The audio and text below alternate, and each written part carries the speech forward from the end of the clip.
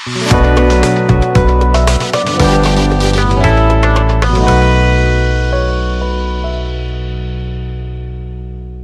kan berencana untuk tahun ajaran yang akan datang mulai memperkenalkan coding sebagai mata pelajaran pilihan di tingkat sekolah dasar dan SMP. Tentu tidak mulai dari kelas 1, mungkin bisa dari kelas 4, kelas 5 atau kelas 6 tergantung dari kesiapan masing-masing sekolah dan juga kesiapan gurunya dan sarana prasarananya. Ini sekali lagi masih bagian dari proses untuk kami melihat bahwa sebenarnya coding itu bukan mata pelajaran yang baru karena banyak sekolah yang sudah menerapkannya dan salah satunya adalah SMP Prima ini, SMP Prima Cendekia Islam ini. Itu yang kami lakukan di sini dan mudah-mudahan nanti saya ada kesempatan lain juga nanti melihat coding yang di sekolah dasar. Mudah-mudahan nanti bisa melihat di kota lain, apakah di Jakarta atau kota-kota lainnya, karena saya sudah mendapat informasi ada banyak sekolah yang sudah mengajarkan coding dari sejak kelas 4, kelas 5, atau kelas 6 sekolah dasar. Kalau kesiapan SDA sendiri termasuk gurunya gimana Pak? Nanti kan kita coba eksplorasi apakah coding ini memang menjadi mata pelajaran berdiri sendiri. Kalau di sini kan mata pelajaran berdiri sendiri.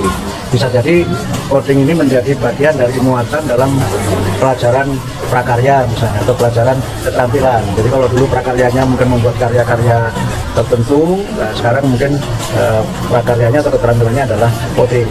Kalau itu misalnya masuk dalam pelajaran keterampilan, maka mungkin yang mengajar adalah guru-guru keterampilan itu. Karena kan memang di antara guru yang kekurangan jam mengajar itu guru keterampilan.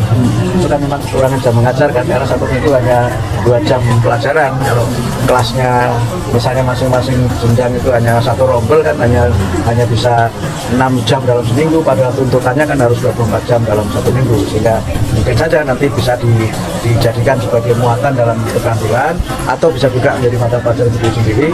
Nanti kita lihat kajiannya di lapangan. Berarti gurunya harus khusus lagi atau gimana Pak? Sebenarnya coding ini banyak yang bisa belajar online kok. Sekarang di website itu banyak pelajaran coding yang free yang bisa di-download langsung dari internet sebenarnya. Tapi beberapa memang ada yang programnya khusus yang dia misalnya paket kerjasama dengan program-program tertentu, itu masing-masing sekolah punya kreativitas. Karena penyedia jasa coding itu banyak sekali, tinggal nanti pilih program yang mana dan mungkin juga pilih mana yang biayanya bisa terjangkau. Apalagi kalau memang itu free, itu kan berarti tidak perlu biaya yang mahal. Dan coding itu ada yang memang menggunakan internet, ada yang tidak pakai internet. Yang di sekolah ini menggunakan internet, tapi ada beberapa yang dia tidak pakai internet juga bisa.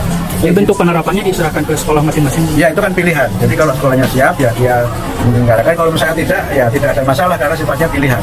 Justru kalau dia menyelenggarakan itu mungkin bisa menjadi bagian dari keunggulan sekolah itu. Mungkin di sekolah ini juga ada antara keunggulannya ada coding itu. Ada reward nggak Pak buat yang menyelenggarakan? Wah itu belum kepikir.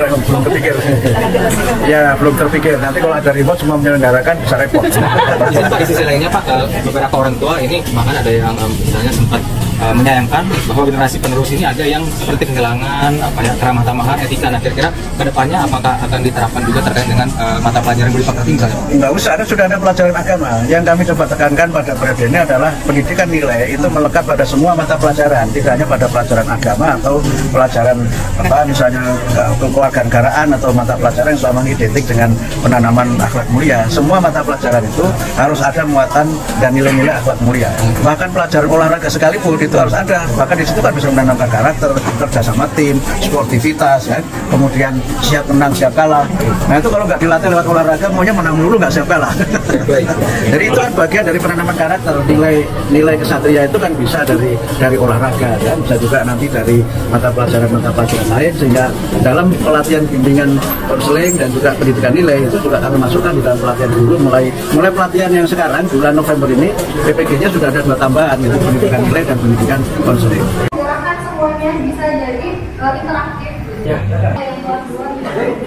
Juga ya pasti. Itu dia Prof. Awal mulai kita proses membuat